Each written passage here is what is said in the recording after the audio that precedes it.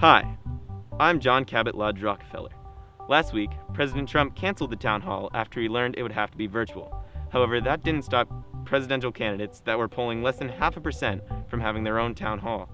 Yesterday, I was joined by PTO member Dylan Johnson and City Councilor Shooter McGovern in the small town of Northampton, Massachusetts. They fielded all types of questions as Bay Staters get ready to go out and vote. Our founding fathers believed that everybody should have the right to the pursuit of happiness, and this man wants to take that away. I mean, I don't know. I just... I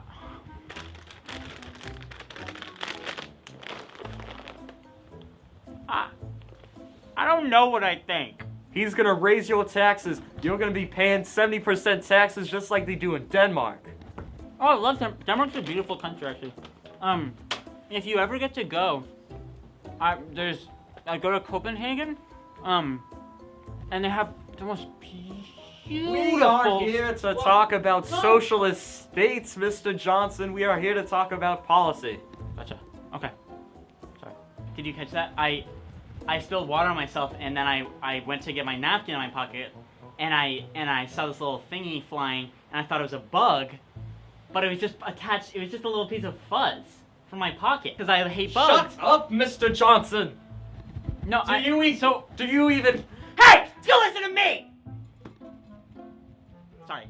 I really think that I can take this country to a new galaxy, one might say, never seen before. I think we can do a lot, and we can have a strong federal government, but also the feds, but also have a strong federal government. And I will be a strong president for the people. I just want to say that I'm trying so hard, and I really want you guys to like me, and nobody's voting for me. Not even my dad. Thank you.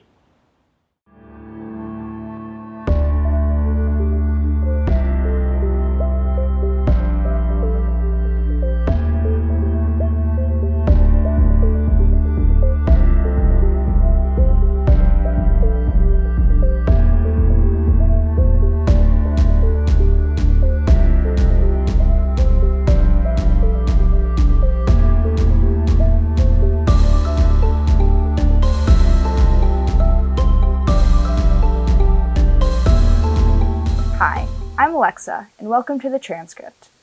This week, Hamped Up tackles how NHS student-athletes have been handling off-season training. Gold Games plays Pokemon Showdown with Mr. Lucy.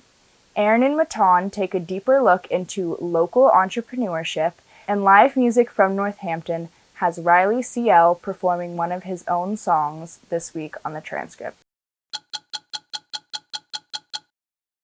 Thursday, court records were released stating 59-year-old Lane Foreman is facing charges of breaking and entering with the intent to commit a misdemeanor at the house of Massachusetts Governor Charlie Baker. Foreman pulled into the governor's driveway on October 7th and entered through an unlocked exterior door and left a, quote, yellow manila envelope on the interior floor of the residence, according to a police affidavit.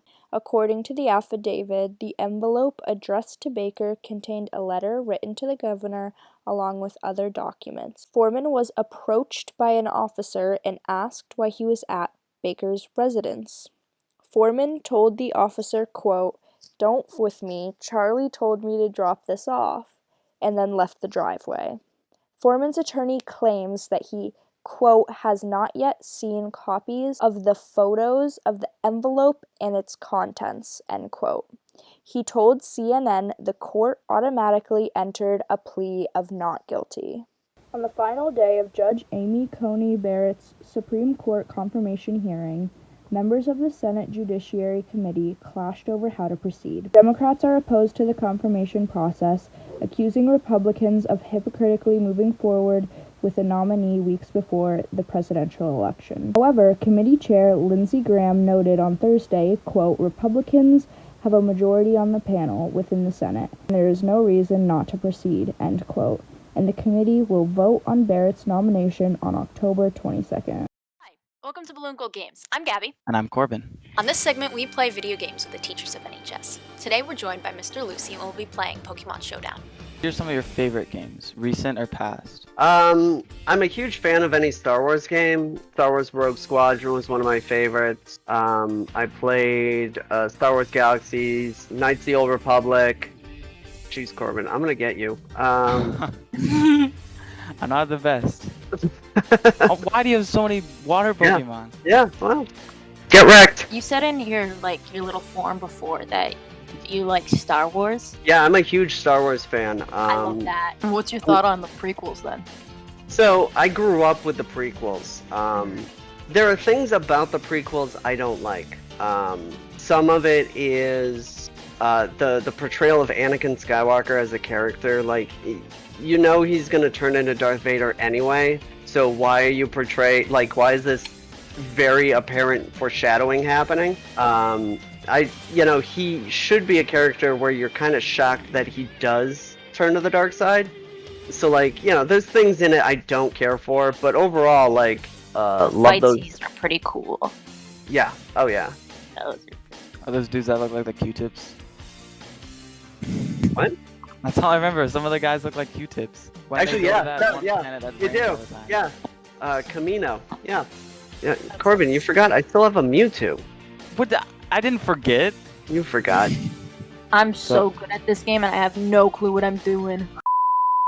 I'm doing great.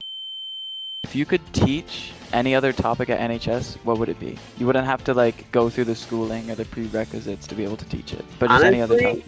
I would love to teach a history of comics class or an animation course. So I just teach kids how to create an animation or whatever, a small cartoon or something. I think that'd be cool. Rapid fire, would you rather? Fingers for toes or toes for fingers? Fingers for toes. Would you rather be covered in fur or covered in scales? Fur. Always be sticky or always be slimy? Slimy. Easy, unenjoyable job or a hard, enjoyable job? And hard, enjoyable job. Thank you so much for joining us, Mr. Lucy. Yeah, no problem. This was great. This was aggravating. Undefeated. I want you guys to know that. No, you're not undefeated. I not won undefeated. Once. What do you mean? No, totally undefeated. I won once by a landslide. Well, yeah, but then I beat you in a rematch, so I'm undefeated.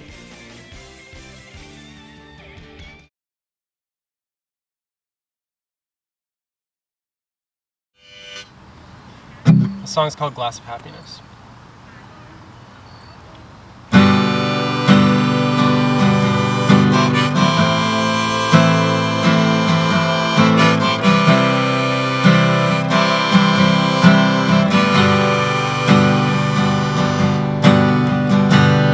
Never been the one to save my money well. It's funny how I turned out alright. Always tell me I would be a better man if I had a plan. I just sleep outside.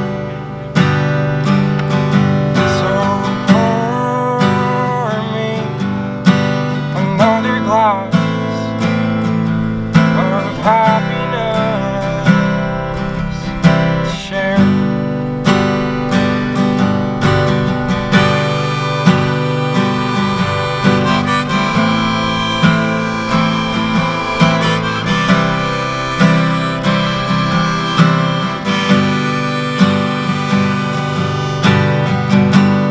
Come take a trip with me in the summertime. We'll get lost for good. Be my suit and I'll be your wedding dress.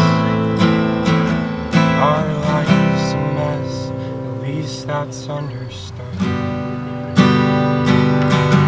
So pour me another glass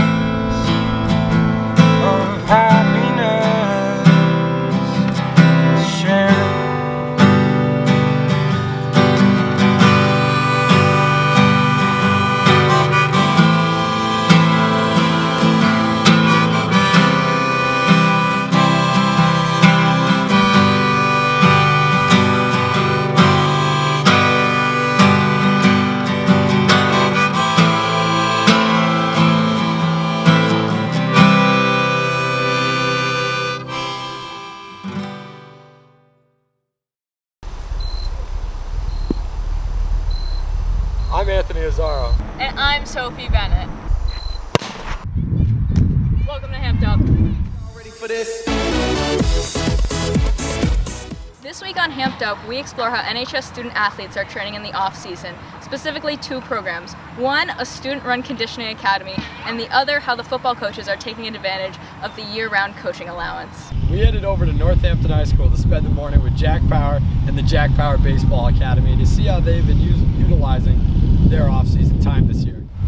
We started this program last fall around this time. We wanted to build chemistry with our younger players and really get us going for the coming season that we unfortunately lost due to COVID. Jack, do you plan on continuing this program into the future? Yeah, I think if we can build some strong young players like our sophomores and juniors who can continue this when class of 2021 graduate, I think we can have a pretty strong team. Do you think this program will provide momentum for you and the team going into the upcoming season? For sure, we're definitely looking to make a run at the Western Mass Chip. I think we have a really strong team this year and we can definitely compete for a championship. Well, thank you so much, Jack. Thank you. We're with Will Shaw to ask him some questions about JPA. Since starting JPA, what part of your game has specifically gotten better, other than your beautiful beard? As a team, we've gotten faster, stronger, more explosive. Do you feel more confident in your game since starting JPA and how you'll perform next season? Yeah, definitely. It's good to get the off-season work in, get in shape for the upcoming season. I think we got a shot at the championship next year. Since fall sports have started, we heard you're playing golf this year. How's it going and what's your handicap? It's going great. Pretty much just go out there and hit 400-yard drives. I think my handicap's like -3. -3, that's a good score, rookie score, but good one.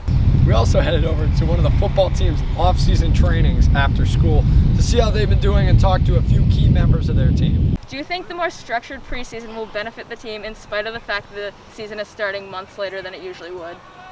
Yeah, we got new QB1, a bunch of new kids playing, and it'll only help them, get together and start playing better. What are you looking for in your team as one of this year's captains? This year I think it's really important that we focus and stay together as a team. We got a lot of new players that haven't seen the field, so we're gonna have to really commit and focus to what we want to do if we want to win some games. Now that football is in the floating 4th season, will you be participating in any fall sports this season? I was gonna play soccer for Hopkins Academy, but now I'm not because we're doing this. Do you think these early practices are gonna help you fulfill the role of QB1 this year? I think these new practices will help a lot because there's a lot of new players and you need to get better chemistry with them, bond with them, really figure out what their skills are and how you can use them to their fullest potential. Dominic, do you have any concern with the amount of new team members? This year we have a lot of new players and they come from a variety of sports backgrounds, but I think their athleticism and all their different sports will really help us on the field. Team chemistry may be a problem, but I think this additional season in the fall will really help with that and really help us bond as a team. With so many graduating seniors last year that played really key roles, who do you think is going to have to step up this season to really fill those? I think with so many graduating seniors last year, I think the sophomores are really going to help up front with the offensive and defensive line. Hey everyone, welcome back to Creative Careers. This week we sat down with 2 young aspiring entrepreneurs, talked about their lifestyle and how they're able to find and explore their passion. My name is Justin Simpkins. I'm a filmmaker, creative producer out of Boulder, Colorado. I started a production company out of college that focuses on offering pretty traditional video services, and I'm trying to keep it socially focused, so focusing on people who are doing good things in the world. So my name is Aaron Andrews. I go to Hampshire College. I'm also the founder and CEO of Beyond Happiness LLC. It's a wellness brand, and the mission is to help people feel better about themselves. I've always had an entrepreneurial mindset. I've always been making things and then trying to sell something to somebody. But I think during high school, I went through a lot of depression and anxiety, just in my personal life. I started to involve myself with different wellness activities and just focusing on my well-being. And then I went to the stores and there's nothing that was natural or was healthy for my skin. So I was you know what, I'm just gonna start creating my own products, make as many mistakes as you can. Because I think growing up, for me, I've been told oh, you can't make mistakes and you have to be perfect. And I think that slowed me down a lot, just trying to make everything perfect. It's not really what you get, it's what you do in the process. And it's what you do every day that makes the biggest difference. In terms of getting into the world of filming and this kind of untraditional career, I was a snowboarder originally in high school, and I was on a team, and we were traveling around, and we always had a video camera with us because I started by just interviewing my friends, doing what they like to do, whether that was rock climbing or skiing or creating art. I wanted to do something in the film world, so I actually came out to Colorado originally for CU Boulder. I only lasted a semester in traditional university.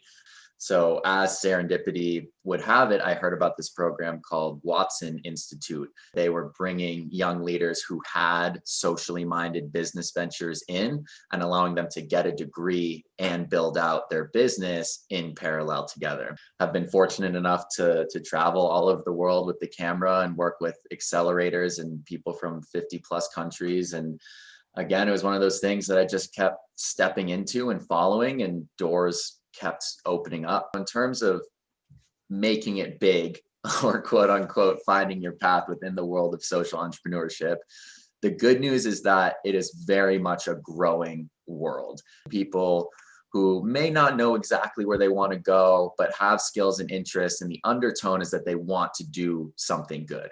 So the first step in going into that world is not letting go of that and allowing to yourself to continue to find opportunities. I would encourage just to continue to really connect to that desire to do good things in the world.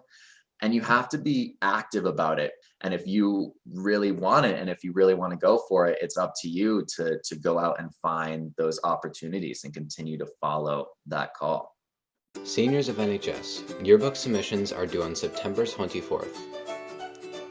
You can submit your pictures and quotes at www.nhstechnology.org/seniors. Once on the NHS Tech webpage, you can submit your photos and quotes by clicking on the corresponding text on the top bar.